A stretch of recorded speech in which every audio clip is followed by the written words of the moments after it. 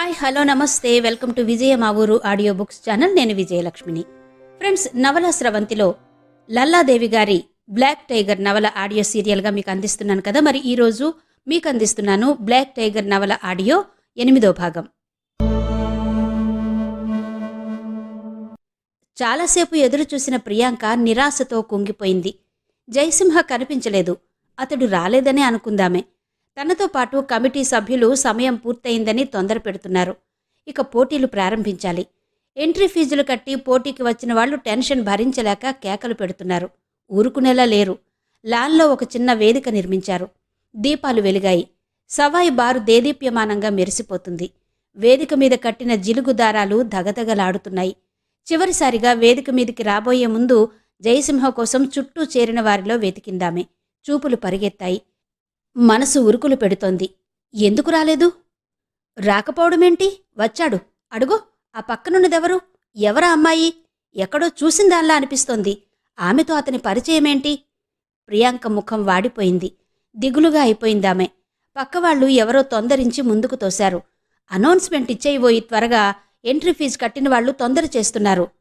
తన ఆలోచనలతో నిమిత్తం లేకుండా వేదిక మీదకొచ్చింది ప్రియాంక. జెంటిల్మెన్, మేము నిర్వహించాలనుకుంటున్న పోటీల పట్ల ఎంతో ఆసక్తిని ఉత్సాహాన్ని ప్రదర్శించిన మీకందరికీ కృతజ్ఞతలు.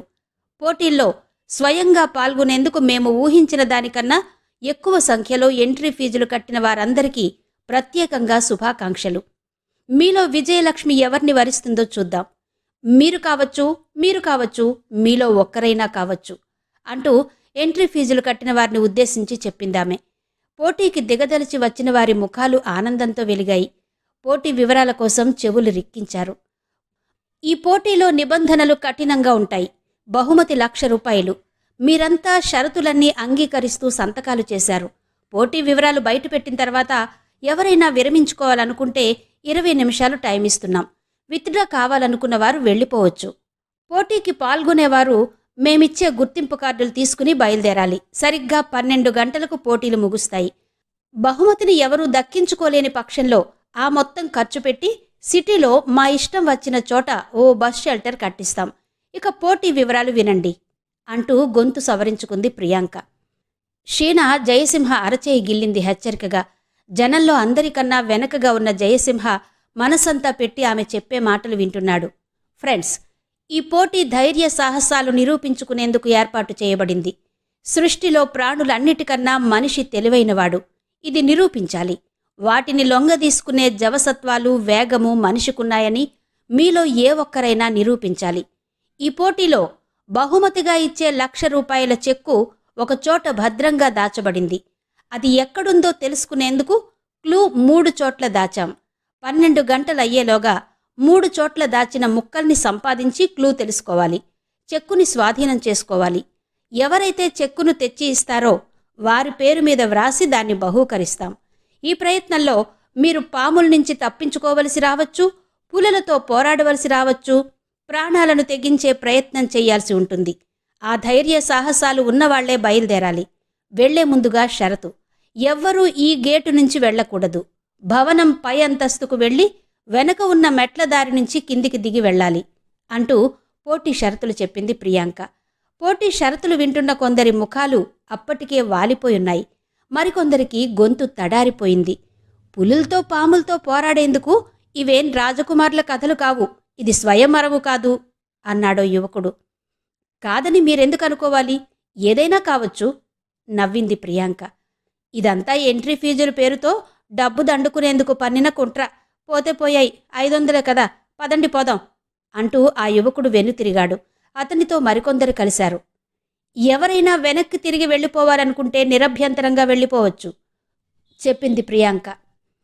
క్లూ 3 ప్రదేశాల్లో దాచి ఉందన్నారు కదా, అవి ఎక్కడున్నాయో ఎలా తెలుస్తుంది అని అడిగాడు మరో యువకుడు. అది చెబితే మీరు పరిశోధించవలసిందే ఉంటుంది అంది ప్రియాంక. అందరూ గొల్లుమని నవ్వారు. అది జోక్లా కనిపించినా అందరి సమస్య అదే. క్లూలు ఎక్కడుంది, జాగాల వివరాలు తెలియకుండా ప్రయత్నించడం ఎలా? ఏం తెలివి కలవాళ్లం. మేం సాహసవంతులం అని చెప్పుకునే అందర్నీ ఫూల్స్ని చేయడానికి పన్నిన పన్నుగడ ఇది. తెలుసుకోవాలన్న ప్రయత్నంలోకి దిగి ఫూల్స్ కావడం కన్నా 500 వదిలేసి తిరిగిపోవడం మంచిది. అతను కూడా వెనుతిరిగాడు. అతనితో పాటు మరికొందరు. ప్రాణాల మీదికి ఎవరు తెచ్చుకుంటారు? పోటీ వివరాలు విన్న తర్వాత జనం పలచబడిపోతున్నారు. మెయిన్ గేట్ నుంచి వెళ్లే వారి సంఖ్య ఎక్కువగా ఉంది. మేడ మీదకు వెళ్లే వారి సంఖ్య చాలా తక్కువగా ఉంది. ముందుగా పోటీ నుంచి విరమించుకునే వారికి సగం డబ్బు తిరిగి ఇచ్చేయడం న్యాయం, జాలిగా అడిగాడో యువకుడు. సమయం వృధా చేసుకోకండి, ఇంతటితో చర్చలు ముగిస్తున్నాను అని ప్రకటించి వేదిక దిగి వెళ్ళిపోయింది ప్రియాంక. ఇలాంటి పోటీలే కొంప ముంచుతాయి. ఇంతకన్నా లాటరీ టికెట్ కొనుక్కోవడం చాలా నయం. ఖాళీ జేబులు తడుముకుంటూ నడకదారిని ఇంటి ముఖం పట్టాడా యువకుడు. ఐడెంటిటీ కార్డులొచ్చాయి. పేరు వ్రాసి నెంబర్ ఇస్తున్నారు. ఆఖరుసారిగా జయసింహ కోసం చూసి నిట్టూర్చి నిరాశతో బెటాలియన్తో కలిసి వెళ్ళిపోయింది ప్రియాంక. భయంతో అతని చేయి గట్టిగా బిగించి పట్టుకుంది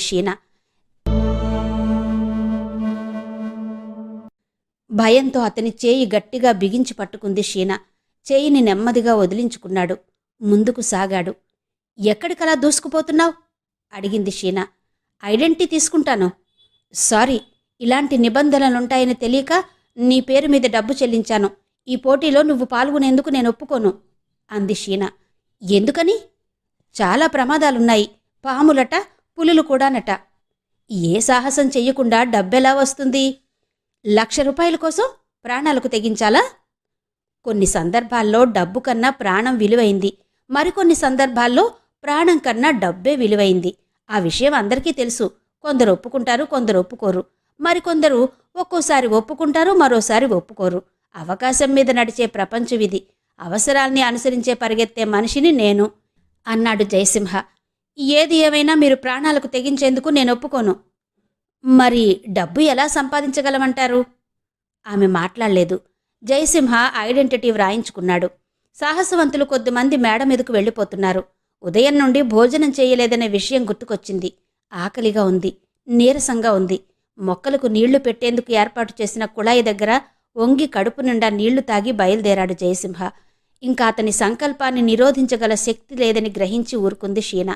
9 గంటలకు ఇంగ్లీష్ చిత్రం ఏదైనా చూడాలి. 11 గంటలకు వదిలేస్తారు. 11:30కు తిరిగి సవాయి బార్కి చేరుకోవచ్చు. ఆ తర్వాత మరో అరగంటలో ఫలితాలు తేలిపోతాయి. మెదడు నరాలు బిగిసిపోతున్న టెన్షన్ నుంచి తప్పించుకుని బయటపడేందుకు మరో మార్గం కనిపించలేదు. తిరిగి వెళ్ళిపోయిందామె. మేడ మీదకు వెళ్లేందుకు నిటారుగా 8 మెట్లున్నాయి.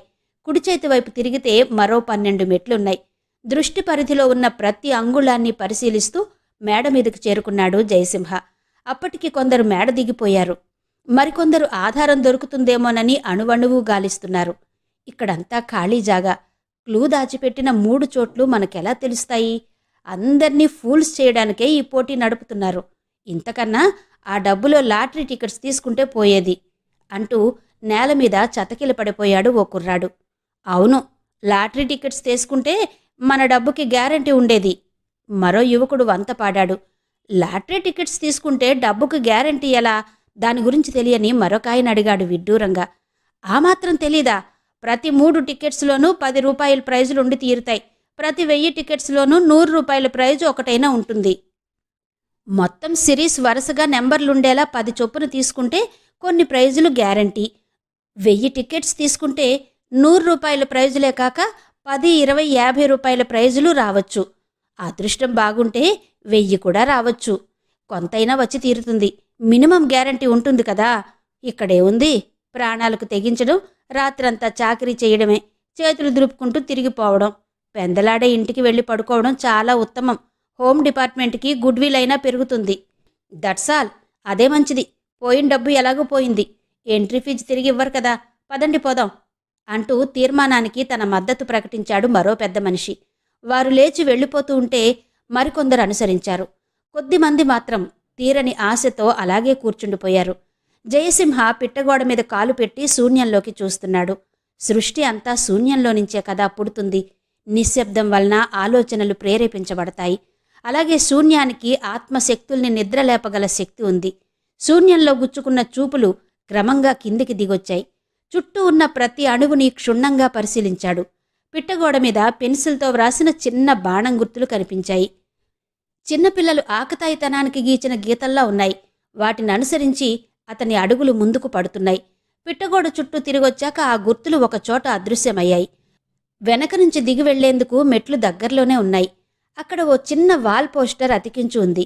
అది బ్యాటరీలు తయారు చేసే ఓ కంపెనీ వారిచ్చిన అడ్వర్టైజ్మెంట్. చిరకాలం మన్నే బ్యాటరీలు శక్తిని పుష్టిని కలిగి ఉంటాయి, నాణ్యత విషయంలో నిశ్చింతగా నమ్మవచ్చు. అది అడ్వర్టైజ్మెంట్ సారాంశం. దానిమీద శక్తి అన్న అక్షరాలు ఎర్రని రంగులో ఉన్నాయి.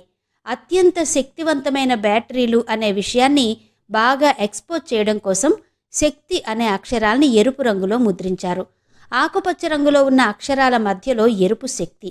దాన్ని ఎవరు అతికించారు? అలాంటి వాల్ పోస్టర్ అతికించేందుకు అది సరైన చోటు కాదు. దానంచును గోటితో కదిలించాడు. పేస్ట్ ఇంకా ఆరిపోలేదు. దాన్ని అతికించి కొద్దిసేపే అయిందన్నమాట. అదే నిజమైతే ఆ పని యాజమాన్యం చేసి ఉండాలి. అదే నిజమైతే వారి ఉద్దేశం ఏమై ఉండాలి? అతని మనోలోకంలో వెలుగు వాకిళ్లు తెరుచుకున్నాయి. కళ్ళు మిరుమిట్లు గొలిపేలాంటి మెరుపు ఆలోచనలు. శక్తి అనే అక్షరాల్ని ఎరుపు రంగులో ముద్రించిన వాల్ పోస్టర్. కావాలని దాన్ని అక్కడ అతికించారు. శక్తి అనేది క్లూ దొరికే ఒక చోటై ఉండాలి. అలాంటి చోటు ఎక్కడుంది? నగరంలో ఉండాలి కదా. చిన్నతనం నుంచి నగరంలో కనిపించిన బోర్డులన్నీ జ్ఞాపకం తెచ్చుకున్నాడు జయసింహ. శక్తి నాన్ వెజిటేరియన్ హోటల్, శక్తి టెక్స్టైల్స్ ప్రైవేట్ లిమిటెడ్, శక్తి వ్యాయామ క్రీడా మండలి, శక్తి సిమెంట్ డీలర్స్, శక్తి అపార్ట్మెంట్స్, శక్తి లెత్ మిషన్ అన్నీ వరుసగా జ్ఞాపకం వస్తున్నాయి. వీటిలో ఏదై ఉండాలి? ఆలోచిస్తూ ఉండగానే ఆకాశంలో కిందగా ఉన్న వర్ష మేఘాల్ని సైతం వెలుగుతో నింపుతున్న పవర్ఫుల్ టార్చ్ ఫోకస్ కనిపించింది. అది 360 డిగ్రీలు తిరిగి వచ్చేందుకు 2.5 నిమిషాలు పడుతుంది. దాని వెలుతురు క్రిందగా ఉన్న మేఘాల మీద పడడం కనిపిస్తోంది. 10 కిలోమీటర్ల దూరం పైగా దాని ఫోకస్ కనిపిస్తూ ఉండాలి. సాధారణమైన ఆ టార్చ్ అదే వేళ ప్రతిరోజు కనిపిస్తుంది 10 రోజులుగా. ఓ సర్కస్ కంపెనీ వాళ్ళు విచిత్రమైన ప్రచారం అది. అందరూ దాని గురించే మాట్లాడుకుంటున్నారు. అవును, కొత్తగా వచ్చింది శక్తి సర్కస్ కంపెనీ. పులులతో పోరాడవలసి రావచ్చు, పాముల నుంచి తప్పుకోవలసి రావచ్చు అంటూ ప్రియాంక చెప్పిన క్లూ వివరాలు ఇప్పుడు జయసింహ చెవుల్లో మార్మోగుతున్నాయి. పులులు, సింహాలు నగరంలో ఎక్కడుంటాయి? జూలో ఉంటాయి, సర్కస్ కంపెనీల్లో ఉంటాయి. ఆలోచనలు కట్టిపెట్టి మేఘాల మీదికి లైట్ ఫోకస్ చేస్తున్న సర్కస్ కంపెనీ వైపుగా పరుగు తీశాడు జయసింహ. అప్పటికి 2 షోలు పూర్తి చేసి 3వ దానికి సిద్ధమవుతున్నారు. క్యూలో నిలబడిన జనం క్రమంగా తరిగిపోతున్నారు. మెయిన్ గేట్ ఎదురుగా శక్తి సర్కస్ అన్న పెద్ద అక్షరాలు కనిపిస్తున్నాయి. దీపాలు దేదీప్యమానంగా వెలుగుతున్నాయి. ఒంటెలు, ఏనుగులు, జిరాఫీలు ఉన్న దిక్కు నుంచి గాలి వీచినప్పుడు అదో రకమైన వింత వాసన వస్తోంది. మరోవంక వరుసగా బోనులున్నాయి. ఒకదానిలో సింహం, మరో దానిలో పెద్ద పులి, ఇంకో దానిలో చీత. అన్నిటికన్నా ఎత్తైన చోటున కొత్తగా తయారు చేసిన బోనులో చాలా భయంకరమైన జంతువు కనిపిస్తుంది. బోను ఎదురుగా ఏ రాష్ట్రం నుంచి వచ్చింది గుర్తించడానికి వీలు కాని సర్కస్ డ్రెస్లో ఒక అమ్మాయి నిలబడి ఉంది. బోనులో నల్లగా భయంకరంగా ఉన్న ఆ మృగం మీద నుంచి చూపులు మరల్చుకోలేకపోయాడు జయసింహ. షోకి చాలా త్వరగా ఏర్పాట్లు జరుగుతున్నాయి. ఎవరి హడావిడిలో వారున్నారు. ఇది బ్లాక్ పాంథర్, నల్ల చిరుత, బ్లాక్ టైగర్ అని కూడా అంటారు. ప్రపంచంలో చాలా అరుదైన ప్రాణి. ఇది ఒక్క మా సర్కస్లో మాత్రమే ఉంది. చూశారు కదా, ఇంక వెళ్ళిపోండి, టికెట్స్ అయిపోతున్నాయి అందామె ప్రచార ధోరణిలో. నల్లపులిని రిక్కవేసి పిలిచింది. పడుకోవాలనే ప్రయత్నంలో ఉన్న చిరుత చివాలున లేచి వెనుతిరిగింది. దాన్ని కళ్ళు చింతనిప్పుల్లా ఉన్నాయి. కాళ్ళు చాలా బలంగా ఉన్నాయి. జంతువుని వేటాడేటప్పుడు 100 కిలోమీటర్ల వేగంతో పరుగు తీయడం దానికి ప్రకృతి ఇచ్చిన శక్తి. అంత వేగంలోనూ లక్ష్యాన్ని అందుకునేందుకు ఏ కోణంలో పరుగెత్తాలో నిర్ణయించుకోవడం, క్షణంలో దిక్కుని మార్చుకోగలగడం దానికి మాత్రమే ఉన్న ప్రత్యేకమైన అద్భుత శక్తి. కొండ కొమ్మ మీద కూర్చుని కిలోమీటర్ దూరంలో ఉన్న వేట జంతువుని అది బాగా గుర్తించగలదు. అది పంజా విప్పి కొడితే శరీరమంతా స్పర్శజ్ఞానం లేకుండా పోతుంది. దాని పంజా దెబ్బలో ఉంది అంతటి శక్తి. కోరలు ఎంత కఠినమైన వస్తువునైనా చీల్చి చెండాడగలిగినంత పదునుగా కత్తుల్లా ఉంటాయి.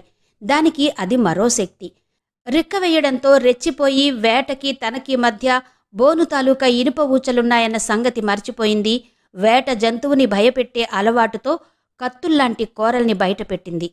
కుడికాలు ఎత్తి పంజా విప్పింది. కత్తుల్లాంటి గోళ్లు బయటికి పొడుచుకొచ్చాయి. ఇనుప ఊచలు అడ్డుకోవడం, తనంతటి శక్తిశాలిని లక్ష్యపెట్టకుండా ఎదురుగా ఉన్న మనిషి జాలిగా చూడడం అహంకారాన్ని రెచ్చగొట్టింది. అవమానాన్ని భరించలేక గుహలా నోరు తెరిచి గాండ్రించింది. జయసింహకు గుండెలు జల్లుమన్నాయి. అవును మరి, అది శక్తికి మరో రూపం. అమాయక మృగాలకు ప్రకృతి సృష్టించిన శాపం. కాని బోనులో చిక్కి దాని శక్తినంతా నీరు కారిపోయింది. అవమానం భరించలేక తిరిగి పచార్లు ప్రారంభించింది. కరెంటు దీపాల కాంతిలో మెరుస్తున్న శరీరాన్ని విదిలించేసింది. దాని చూపు, నడక, గాండ్రింపు, ప్రతి కదలికలోనూ అద్భుతమైన వేగము, శక్తి నిండి ఉన్నాయి. అది శక్తికి మారు రూపం. అవును, అదే శక్తి. శక్తి. జయసింహ ఆలోచనలు మెరుపులా మెరిశాయి. అక్కడున్న అమ్మాయితో మాటలు పెంచాలి. ఈ బ్లాక్ పాంథర్ని ఎక్కడ పట్టుకున్నారు అని అడిగాడు. ఆఫ్రికా అడవుల్లో. ఇది ఎంత వేగంగా పరిగెత్తగలదు? 100 నుంచి 120. మీకెందుకు ఈ వివరాలన్నీ? దీన్ని ఫోటో తీసుకోవచ్చా? మీరెలా తీయగలరు? మీ దగ్గర కెమెరా లేదుగా. తన తప్పును గుర్తించి నాలిక కరుచుకున్నాడు. షో ప్రారంభమవుతున్న సూచనగా గంట మోగింది. డేరాలో దీపాలు తీసేశారు. చీకటి అలముకుంది. గ్రౌండ్లో స్పాట్లైట్లు పడుతున్నాయి. మీరింక వెళ్ళిపోవచ్చు అందా అమ్మాయి. బోనులో నల్లపులి కాళ్ల కింద నలుగుతున్న చిన్న బరిణె కనిపించింది. బహుశా దానిలో క్లూ దాచి ఉంచవచ్చు. పందానికి చాలా ఘనమైన ఏర్పాట్లు చేశారు. సర్కస్ కంపెనీ వాళ్లను కూడా పట్టుకున్నారు. చాలా పెద్ద మొత్తంలో బహుమతి ఇచ్చే కారణం అదన్నమాట. ఆ భరిణను సంపాదించడమెలాగా అన్న ఆలోచనలో పడిపోయాడు జయసింహ. అతడు ఆలోచనలో ఉండగానే ఒక యువతి హడావిడిగా వచ్చింది. ప్యాంటు, ఫుల్ హ్యాండ్స్ షర్టు వేసుకుందామే. రాగానే బోను దగ్గరున్న అమ్మాయికి ఐడెంటిఫికేషన్ చూపించింది. కొంచెం పక్కగా జరిగి నిలబడిందామె. పులి కాళ్ల కింద ఉన్న భరిణ కోసం కొత్తగా వచ్చిన యువతి తొందర పెడుతోంది. నల్లపులి ఆవేశం తగ్గిపోయింది. ఎర్రని నాలుకతో మీసాలు తుడుచుకుంటూ అటూ ఇటూ పచార్లు చేస్తోంది. పులి మరోవైపుకు తిరిగినప్పుడు చాలా ఒడుపుగా ఊచల మధ్య నుంచి చెయ్యి దూర్చింది. ఆమె ఎంత వేగంగా ఆ భరిణను తీసుకోవాలని ప్రయత్నించినా ఆ ప్రయత్నం విఫలమైంది. 1-2 సార్లు తన బోనులో చెయ్యి పెట్టిన ఆ అమ్మాయి సాహసాన్ని అభినందించుకున్న విధంగా చూసింది నల్లపులి. మాటు వేయడం, కాచి కొట్టడం దాని జన్మతా వచ్చిన విద్య. మరోవైపు తిరిగి చాలా ప్రశాంతంగా నిలబడింది. అదే మంచి అదను అనుకుని కొత్తగా వచ్చిన అమ్మాయి బోనులోకి చెయ్యి పోనిచ్చి భరిణ అందుకోవాలని ప్రయత్నించింది. ప్రత్యర్థిని దెబ్బతీయడంలో వేగం, అనుభవం, శక్తి ప్రదర్శించడంలో పులికి సాటి వచ్చే జంతువు మరొకటి లేదు. ఎప్పుడైతే చెయ్యి అందుబాటులోకొచ్చిందో అదను చూసి పులిలా కదిలింది బ్లాక్ పాంథర్.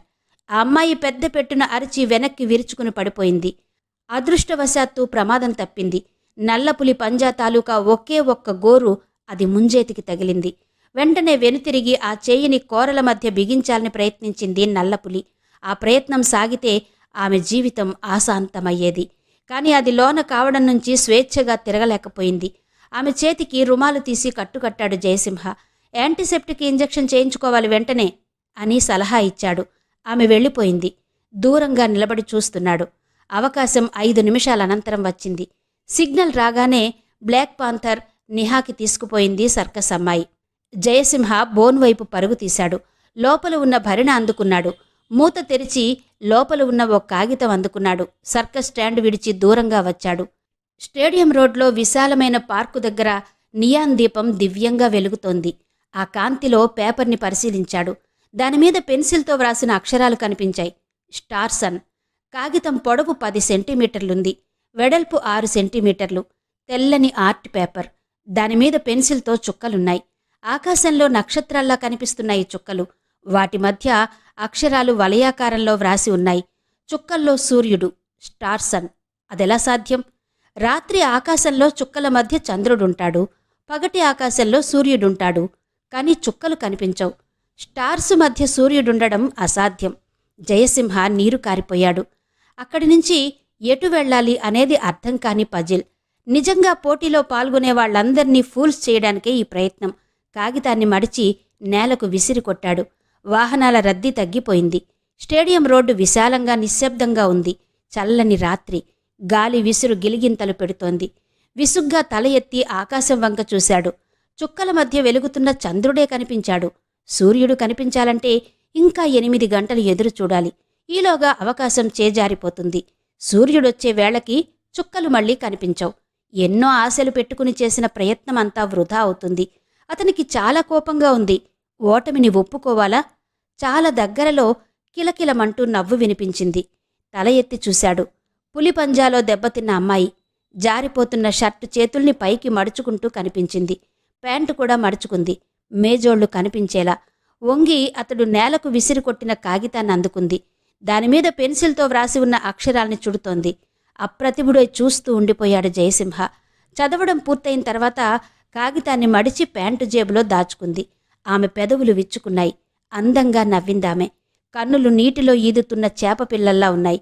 కనుబొమలు అతన్ని ఎగతాళి చేస్తున్నట్టుగా ఒరిగాయి. నా కాగితం ఎందుకు తీసుకున్నారు? అడిగాడు జయసింహ.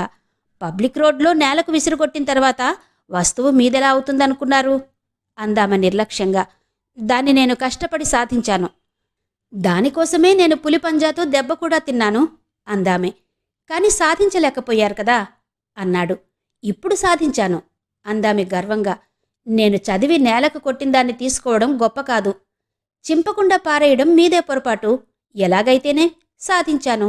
మీకు అర్థమైందేంటో నాకు అర్థం కాకుండా ఉంటుందా? అర్థమయ్యేందుకు ఏముంది దానిలో అన్నాడతను. 1,00,000 రూపాయలు సంపాదించేందుకు దారుంది. అదేంటో అర్థమైందా? మీరొక షరతు ఒప్పుకుంటే చెప్తాను. మీ షరతులకి నేనెందుకు ఒప్పుకోవాలి? అంటూ ముందుకు నడిచాడతను. తెలివిలేని సాహసం మూర్ఖత్వం అవుతుంది. మీకు తెలివితేటలు సాహసం రెండూ ఉన్నాయి. మీరు సాధించగలరు. ఆమె విడిచిపెట్టలేదు. అతను ఎంత వేగంగా నడుస్తున్నాడో అంత వేగంగా అనుసరిస్తోంది. నాకు కావలసింది పొగడ్తలు కాదు, లక్ష్యాన్ని చేరుకోవడం అన్నాడతను.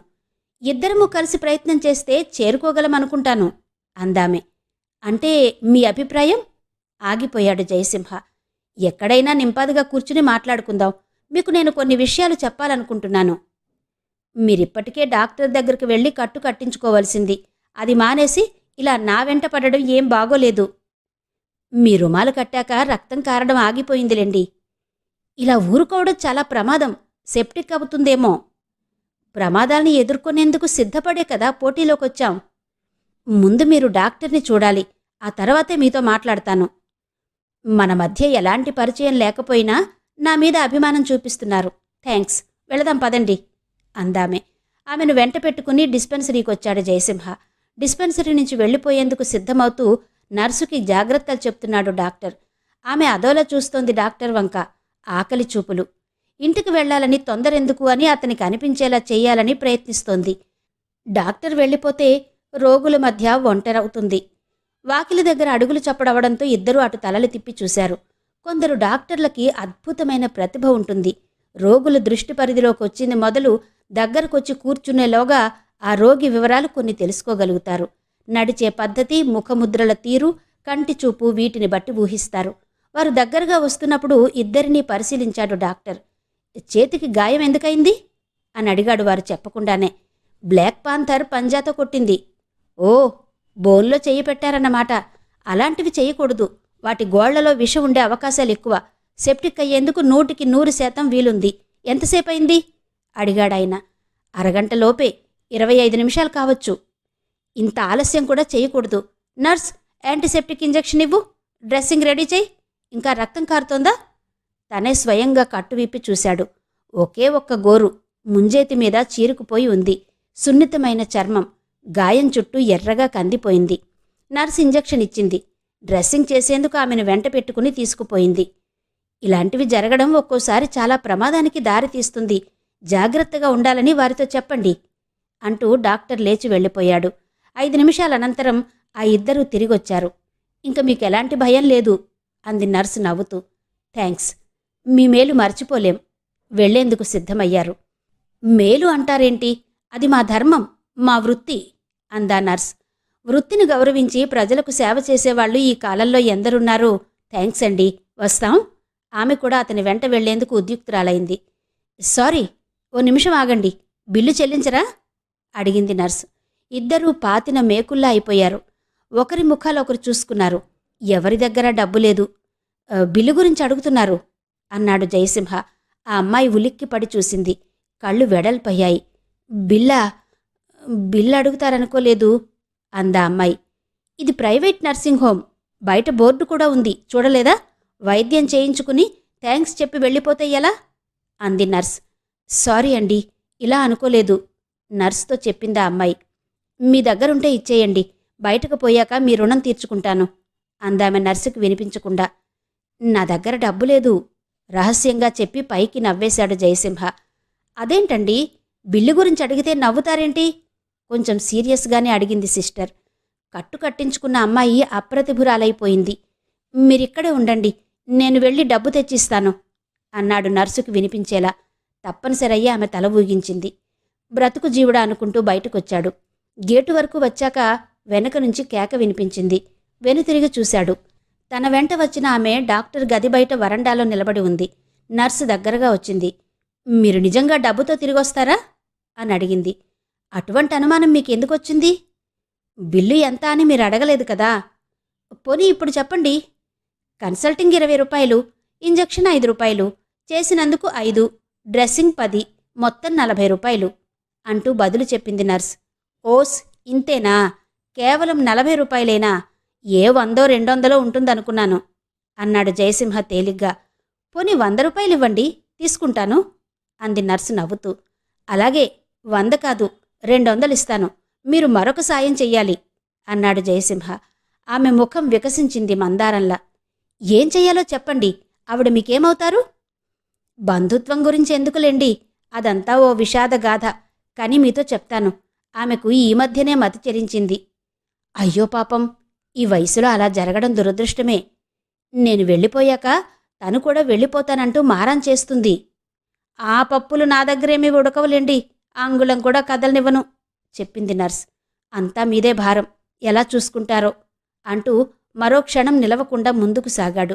రోడ్డు మీదకొచ్చాక హాయిగా అనిపించింది. కష్టపడి తను సాధించుకున్నట్లు దొంగచాటుగా పొంచి ఉండి తెలుసుకోగలిగింది. ప్రైజులో సగం వాటా కావాలట. కసిగా తిట్టుకున్నాడతను. తెలివిగా ఆమెను హాస్పిటల్లో ఇరికించేయగలిగినందుకు తనని తాను అభినందించుకున్నాడు. హాయిగా నవ్వుకున్నాడు. తాను ఎన్ని గంటల్లో తిరిగి వచ్చేది నర్సుకి చెప్పలేదు. కనీసం 2-3 గంటలైనా ఆమె కదలకుండా చేస్తుంది. ఈలోగా తాను లక్ష్యానికి మరింత దగ్గరైపోతాడు. సంపాదించిన క్లూలన్నింటినీ వెంటనే ధ్వంసం చేసుకుంటూ ముందుకు పోవాలి. లేకపోతే ఇలాంటి ప్రమాదాలు ఎదురవుతాయి. మనసులో దృఢంగా తీర్మానించుకున్నాడు. ప్రత్యర్థిని దెబ్బతీయగలిగిన హుషార్లో జోరుగా నడుస్తున్నాడు. విజయవంతమైన ఈ ఎపిసోడ్ వల్ల మనసు రిలాక్స్ అయింది. తిరిగి పూర్తి శక్తితో తాజా ఆలోచనలు ప్రారంభించింది. స్టార్సన్ అంటే అర్థం ఏమై ఉండాలి? ఇలాంటి విరుద్ధమైన పేర్లు మనుషులకుండవు. అలాంటి జంతువులు కూడా లేవు. అది షాపు పేరు కూడా అయి ఉండదు. హోటల్ పేరు కాదు. సినిమా హాల్ కూడా కాదు. మరేమై ఉండాలి? డే స్టార్స్, నైట్ క్వీన్ ఇలాంటి పేర్లన్నీ పూల మొక్కలకే ఉంటాయి. అవును, పూల మొక్క అయి ఉండాలి. ఆ ప్రాంతంలో దగ్గరగా ఉన్న నర్సరీ వైపు పరుగు తీశాడు జయసింహ.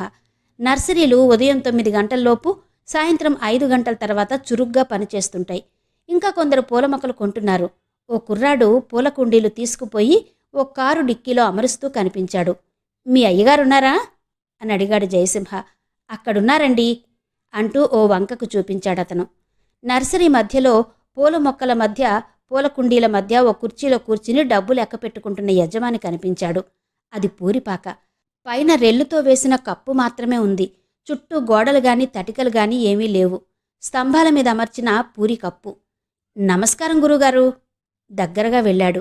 ఆ పిలుపును అనుసరించి ఇదివరకే పరిచయం ఉన్న వ్యక్తి అనుకున్నాడు నర్సరీ యజమాని. కాని ముఖం ఇదివరలో చూసిన జ్ఞాపకం రాలేదు. ఎందరో వస్తుంటారు, పోతుంటారు. కొన్ని ముఖాలు రాత్రి సమయాల్లో మాత్రమే కనిపిస్తాయి, గుర్తుండవు. రండి, కూర్చోండి. ఏం కావాలి మీకు అని అడిగాడు. నర్సరీ వ్యాపారం చాలా చిత్రమైంది. ఎవరి ఊహలకి అందని వ్యాపారం. స్టార్సన్ పూల మొక్కలున్నాయా అని అడిగాడు జయసింహ. ఆ మాట వింటూనే చివ్వున తల ఎత్తి చూశాడు నర్సరీ యజమాని. ఆ తర్వాత నవ్వడం ప్రారంభించాడు. ఈ పేర్లన్నీ విని మతిపోతోంది సార్. మీకొక విషయం తెలుసా? కొందరు మంచి మొక్కలు దిగుమతి చేసుకోలేరు. విశాఖపట్నం, బొంబాయి, కలకత్తా, బెంగుళూరు నుంచి తెప్పించడం మాటల. పూల మొక్కలు కొత్తవి తెప్పించకుండా మరి నగరంలో ఇతర వాళ్లతో వ్యాపారంలో పోటీకి నిలబడ్డం ఎలాగంటారు? పూల మొక్కలు కొత్తవి తెప్పించకుండా నగరంలో ఇతర వాళ్లతో వ్యాపారంలో పోటీకి నిలబడ్డం మరి ఎలా అంటారు అన్నాడు జయసింహ. అలాంటి నర్సరీల వాళ్ళు పోటీలో నిలబడేందుకు ఓ కొత్త పద్ధతి కనిపెట్టారు. అడవిలో నుంచి, కొండల్లో నుంచి, బంజరు భూముల్లో నుంచి ఏవో పేరు తెలియని పిచ్చి మొక్కలు పెరుక్కు రావడం, వాటికి ఇంగ్లీష్ పేర్లు, నోరు తిరగని పేర్లు పెట్టడం, అది తెలియని వాళ్ళకి పెద్ద మొత్తానికి వాటిని అమ్మడం అంటూ నవ్వసాగాడా యజమాని. మరి కొనేవాళ్ళు ఎలా కొంటున్నారండి? ఎలాగేంటండి బాబు, కొత్త పేరు వినగానే డబ్బున్న వాళ్ళకి ఒళ్ళు పులుస్తాయి. గొప్ప గొప్ప బంగ్లాలు కట్టుకుంటారు. మరి ఇంటి ముందు గార్డెన్లో కూడా అరుదైన మొక్కలు కావాలి కదా. ఎవరి దగ్గర లేని పూల మొక్కలు తమ గార్డెన్లో ఉన్నాయని చెప్పుకోవడం గొప్ప కదా. అందువల్ల కొత్త పేరు వినిపించగానే ఎంత ఖరీదైనా చెల్లించి కొనేస్తారు. కొనేవాళ్ళకి అదో ప్రెస్టేజీ, అమ్ముకునే వాళ్ళకి ఇదో స్ట్రాటజీ. మీరు చెప్పిన పేరు వింటే ఆ మొక్క అలాంటిదే అనిపిస్తోంది. ఇంతకాలంగా తిరుగుతున్నా ఆ పేరు నేనెప్పుడూ వినలేదు అన్నాడతను. ఇంకా తెరలు తెరలుగా నవ్వుతూనే ఉన్నాడా యజమాని. నర్సరీ వ్యాపారం మంచి లాభసాటి వ్యాపారం అన్నమాట అన్నాడు జయసింహ. ఏ, మీరు మొదలెడతారా? మొదలెట్టండి. దీనికి అనుభవంతో పని లేదండి. మేం వ్యాపారం మొదలుపెట్టిన రోజుల్లో ఎన్నో కష్టాలు పడ్డాం. ఒక భవనం ముందు గార్డెన్ రూపొందించాలంటే ఆ భవనం ఉన్న చోటు, నేల స్వభావం, భవనం రంగు, ఇలా ఎన్నో విషయాలు పరిశీలించి గార్డెన్ స్వరూపాన్ని తయారు చేసేవాళ్లం. మొక్కలు నాటి వాటిని పెంచడం అంతా మా పనే. కాంట్రాక్టు అదంతా ఇంజనీరింగ్ స్థాయిలో ఉండే పని. ఇప్పుడు ఆ పని అందరూ చేయగలుగుతున్నారు. మొక్కల కోసం నేను ప్రపంచమంతా తిరిగాను. ఇప్పటి వాళ్ళు అడవులు కొండల్లో తిరిగి సంపాదిస్తున్నారు. అవును, మీరు చెప్పిన మొక్క పేరేంటి? స్టార్సన్. పేరెప్పుడు వినలేదంటారా మీరు? అన్నాడు జయసింహ. విన్నట్టే అనిపిస్తోందండి. అడవిలో దొరికిన ఏ పిచ్చి మొక్కకో ఏ మహానుభావుడో ఒక అందమైన పేరు పెట్టాడంతే. ఆ పేరు ఈ మధ్యనే ఎప్పుడో విన్నాను. మొక్క పేరేంటి? Star Warsaw? మళ్ళీ అడిగాడతను. అతనికి జ్ఞాపక శక్తి చాలా బలహీనమైపోయిందని గుర్తించాడు జయసింహ. స్టార్ వార్స్ కాదండి, స్టార్సన్. బాగా గుర్తుకు తెచ్చుకోండి అన్నాడు. నర్సరీ యజమాని బుర్రగోక్కున్నాడు. ఈ మధ్య చాలా గార్డెన్స్ ఒప్పుకున్నాను. మతిపోతోంది. ఉండండి, మా వాళ్ళని అడుగుతాను. రంగా, రంగా, ఓసారి ఇలా రారా అని కేక పెట్టాడు. శిశింద్రి లాంటి 11 ఏళ్ల కుర్రాడు పరిగెత్తుకొచ్చాడు. ఏంటి సార్, ఏం కావాలి అన్నాడు. మాటల్లో చురుకు. స్టార్సన్ కావాలి జయసింహ చెప్పాడు. ఓ అదా, వెళ్ళిపోయింది సార్, ఇప్పుడు లేదు అన్నాడా పిల్లాడు. జయసింహ ముఖం మతాబులా వెలిగిపోయింది. ఎక్కడికి పోయింది? ఇంకా ఉన్నాయా? లేవు సార్, అది చాలా అరుదైన మొక్క. బెంగుళూరులో పూల మొక్కలు కొనేందుకు వెళ్లారు అయ్యగారు. అప్పుడు కొనుగోలంతా అయ్యాక కాంప్లిమెంటరీగా ఆ మొక్క ఇచ్చారు. అది పూలు పూయదండి. ఆకులు తెల్లగా క్రోటనాకుల్లా ఉంటాయి, చుక్కల్లా ఉంటాయి. మధ్యలో ఆకులు పువ్వు ఆకుల్లా అంటుకుని ఉంటాయి. దాన్ని ఈ మధ్యన ఎవరో తీసుకుపోయారు చెప్పాడా పిల్లాడు. ఎవరు తీసుకున్నారో చెప్పు, బాగా జ్ఞాపకం చేసుకో. జయసింహ వాడి భుజం మీద చెయ్యి వేసి ప్రోత్సహించాడు. పైకి కిందికి చూశాడు కుర్రాడు. కాసేపటికి ట్యూబ్ వెలిగింది. ఆ, అవును సార్, గుర్తొచ్చింది. ధర్మాజీరావు గారు అమ్మాయి ఆ పూల మొక్క కొన్నారు. 160 రూపాయలకు అమ్మాం. బతికించి ఇచ్చే షరతు మీద అమ్మాం కదండి. ఆ అమ్మాయి పేరు పేరు అంటూ మళ్ళీ ఆలోచనలో పడిపోయాడు వాడు. ఆ అమ్మాయి పేరు ప్రియాంక? అవునండి, అదే పేరు. కొత్త పేరు కదా, గుర్తులేదు అన్నాడా పిల్లాడు. తీసుకువెళ్ళి ఎన్ని రోజులైంది? వారం రోజులు దాటిపోయిందండి. ఆ మొక్కని బ్రతికించి ఇచ్చే షరతు మీద అమ్మారా? బతికిందా? అవునండి, బ్రతికింది. కింద ఆకులు ఊడాయి, కొత్త చిగురు కనిపించింది నిన్ననే అన్నాడు వాడు. Very good. ఆ మొక్కని ఎక్కడ నాటారు? చాలా అరుదైన మొక్క కదండి. ఆ అమ్మాయి గారికి గార్డెన్ మీద వల్లమాలిన మోజు. గేటు పక్కనే గూర్ఖా కూర్చునే క్యాబిన్ ఉంది కదండి, దానెదురుగ్గా నాటారు. థ్యాంక్ యూ, వెళ్ళొస్తాను అన్నాడు జయదేవ్. అదేంటి సార్, మీరు పూల మొక్కల కోసం రాలేదా? ఈ ప్రశ్న విని ఉలిక్కిపడి ఆగిపోయాడు జయసింహ. అందుకోసమే వచ్చాను, కానీ నేను అడిగింది లేదన్నారు కదా. అవును సార్, ఒకటే మొక్క వచ్చింది, వెళ్ళిపోయింది. ఈసారి బెంగుళూరు వెళ్ళినప్పుడు ఆ మొక్క తీసుకురావాలి. మీ అడ్రస్ ఇవ్వండి అన్నాడు నర్సరీ యజమాని. చెప్పేందుకు అడ్రస్ ఎక్కడుంది? ఎందుకండి, నేను వస్తూనే ఉంటాను కదా. మీరు బెంగుళూరు ఎప్పుడు వెళ్తారో చెప్పండి, వచ్చి కలుస్తాను అన్నాడు. బొంబాయి నుంచి కొత్త మొక్కలొచ్చాయి, చూస్తారా? పొద్దుపోయింది కదా, మరోసారి వస్తాను అన్నాడు జయసింహ. అలాగే, వెళ్ళండి అన్నాడు నర్సరీ యజమాని. బ్రతుకు జీవుడా అనుకుంటూ పాక నుంచి బయటపడ్డాడు. పూల మొక్కల మధ్య ఒక చోట జనం గుంపులు గుంపులుగా నిలబడ్డారు. నర్సరీ ఎదుట దాదాపు 25 కార్లున్నాయి. ఏంటా హడావిడి అడిగాడు జయసింహ. కలకత్తా నుంచి కొత్త రకం క్రోటన్స్ మొక్కొచ్చిందండి, ఆక్షన్ జరుగుతోంది అని చెప్పాడా కుర్రాడు. ఆక్షన్ జరుగుతోందా? అంటే వేలంపాట పాడుతారా? అవునండి, చూసేందుకు చాలా సరదాగా ఉంటుంది. రండి, ఈసారి పరిస్థితి ఉద్రేకంగా కూడా ఉంది, వెళ్ళి చూడండి అంటూ వెళ్ళిపోయాడా కుర్రాడు. ఈ పూల మొక్కల కోసం ఇన్ని కార్లేంటి, ఇంత హడావిడేంటి అనుకుంటూ ఆ వైపుగా వెళ్ళాడు. యాక్షన్ ప్రారంభమైంది. సార్, ఇది ఫారిన్ నుంచి వచ్చిన క్రోటన్, ఇండియాలో ఎక్కడా లేదు. దాన్ని ప్రతిష్టాత్మకంగా తోటలో పెంచుకోగల అదృష్టవంతులెవరో పాడండి. సర్కార్ వారి పాట 100 రూపాయలు అంటూ ప్రారంభించాడు. వెంటనే కరెంట్లా అందుకున్నాడు. ఉద్రేకంగా 500 దాటిపోయింది పాట. రంగంలో ఇద్దరే మిగిలారు. మరో 5 నిమిషాలు ఉద్రేకం. పాడేవాళ్లు ఉత్సాహంగా పాడుతున్నారు, చూసేవాళ్లు అసూయగా చూస్తున్నారు, ఉడికిపోతున్నారు. 650కి పాట కొట్టివేయబడింది. డబ్బు చెల్లించి పూలకుండి డ్రైవర్ చేత పట్టించుకుని వచ్చిందా అమ్మాయి. దాన్ని చూసేందుకు జనం గుమిగూడారు. వారిని తోసుకుంటూ ముందుకు నడుస్తున్నాడు డ్రైవర్. చీకట్లో ఎవరో వెనక నుంచి అతని మోచేయి మీద పొడిచారు. అసూయ భక్కుమంది. పూలకుండి నేల మీద పడి భళ్ళున బద్దలైంది. నేలపాలైన పూల మొక్క మీద నుంచి కార్లు దూసుకుపోతున్నాయి. జయసింహ కళ్ల ముందే అసూయ ఆ మొక్కని చిదిమి మట్టిగా మార్చేసింది. ఇంతవరకు లల్లాదేవి గారి బ్లాక్ టైగర్ నవల ఆడియో 8వ భాగం విన్నారు కదా. మిగిలిన కథ తర్వాతి భాగాల్లో వినిపిస్తాను.